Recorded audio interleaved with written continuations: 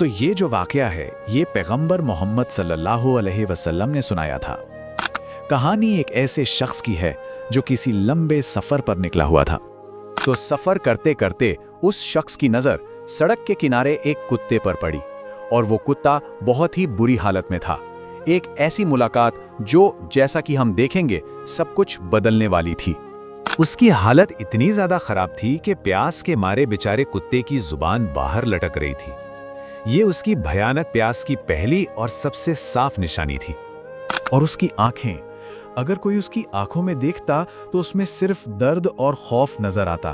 वो बेजुबान जानवर सच में बहुत तकलीफ में था। ऐसा लग रहा था मानो अपनी जिंदगी की आखिरी सांसें गिन रहा हो।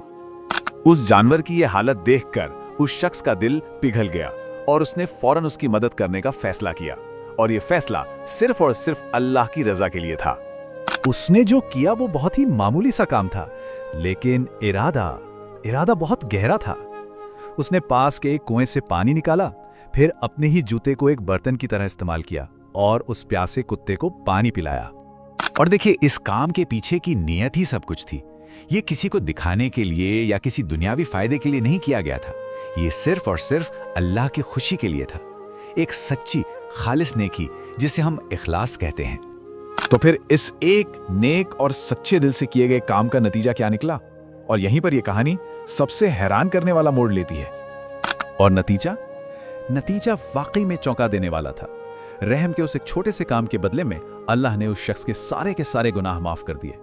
जरा सोचिए, एक छोटा सा काम और इतना बड़ा इनाम।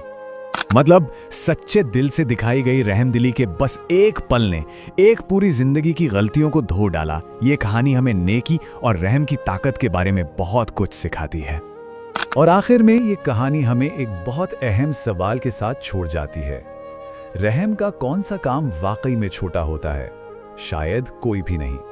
Full video, link in the comment box.